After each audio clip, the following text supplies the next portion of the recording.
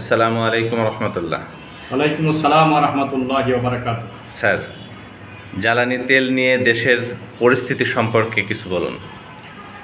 জ্বালানি তেল নিয়ে দেশের পরিস্থিতি নতুন করে বলার কিছু নেই।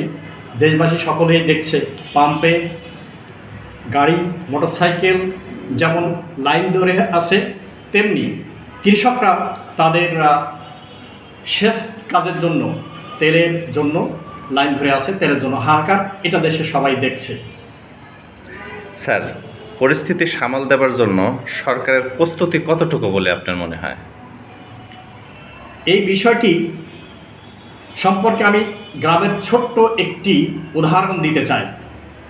সেটি হচ্ছে, অক্ষম স্বামীর স্ত্রী ভোর রাতে গোসল করে বাহিরে কাপড় শুকাতে দেয় স্বামীর সম্মান রক্ষা করার জন্য।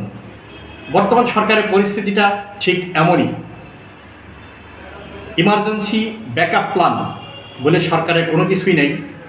আমি জানি না আগামী 10 দিন চলার মতো জ্বালানি তেল সরকারের হাতে আছে কিনা এবং তার যোগান আসতেছে কিনা, এটা অনিশ্চিত। আমি সঠিক কথাটা বলবো না। তবে এই মুহূর্তে দেশবাসীকে আমি বলতে চাই, সংযত আচরণ করুন। জ্বালানি তেল নিয়ে রাস্তায় আন্দোলনে না যাওয়ার জন্য অনুরোধ করব। সেই সাথে আরও একটি অনুরোধ করব যে, যার যতটুকু প্রয়োজন সংযতভাবে ততটুকুই তেল গ্রহণ করুন। আমার দেখা দু একটি বিচ্ছিন্ন ঘটনা, মোটরসাইকেলে রাইড শেয়ার করেন, তিনি রাইড শেয়ার বাদ দিয়ে লাইনে দাঁড়িয়ে তেল নিয়ে এই তেলটি পরক্ষণেই চড়া মূল্যে বিক্রি করছেন।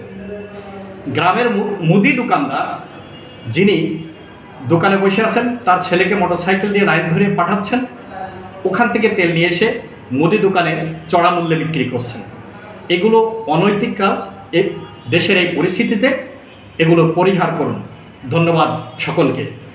স্যার, আপনাকেও ধন্যবাদ দেশের সার্বিক পরিস্থিতি সম্পর্কে আমাদের অবগত করার জন্য, সেই সাথে গুরুত্বপূর্ণ পরামর্শ দেওয়ার জন্য। আসসালামু আলাইকুম রহমতুল্লাহ। ওয়ালাইকুম আসসালাম ওয়া রাহমাতুল্লাহ।